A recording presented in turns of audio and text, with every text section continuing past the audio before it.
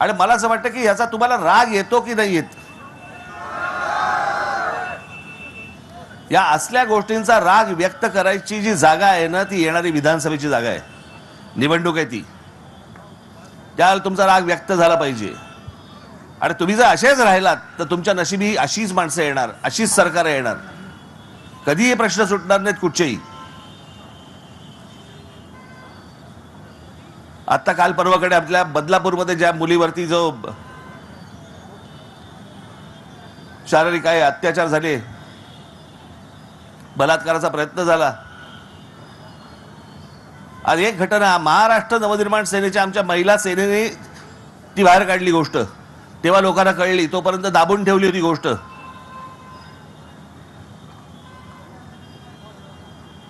ती घटना घडल्यानंतर मग लगेच सगळ्या ठिकाणी सुरू झालं. काल आता कोल्हापूरमध्ये झालं. लहान लहान मुलींवरती हे बलात्कार करतायत.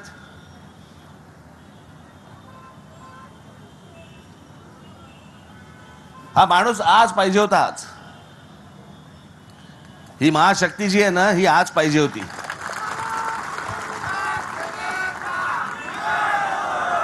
त्या रांजाच्या पाटलाचा जसा हातपाय कापून जसा चौरंग केला होता ना, तसे ह्यांचे चौरंग केले पाहिजेत.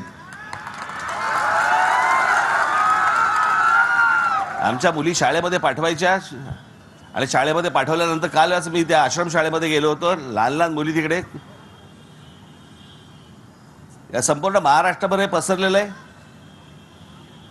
आणि याचं कारण कायद्याचा वचक नाही. मी याचा दोष आमच्या या पोलीस यंत्रणेला बिलकुल देणार नाही.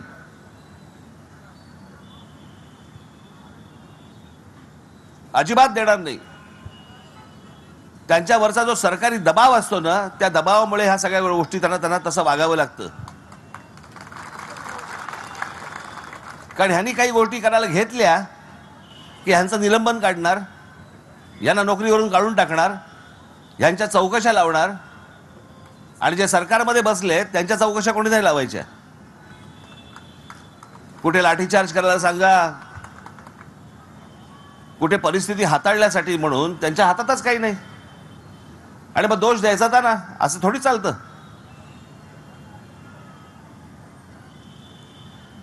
मी अनेकदा बोलत आलो तुम्हाला. अनेकांना असं वाटतं की राज ठाकरे असा सहज बोल. मी सहज नाही बोलतोय. मी तुम्हाला अत्यंत गांभीर्यपूर्वक तुम्हाला सांगतोय. एकदा या राज ठाकरेच्या हातामध्ये या महाराष्ट्राची सत्ता द्या तुम्ही. एकदा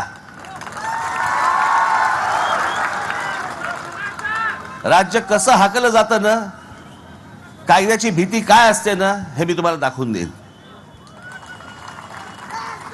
परत या महाराष्ट्रामध्ये परत कुठच्या बाईकडे मुलीकडे कोणी वाकड्या नजरेने बघायची कोणाची हिंमत होणार नाही.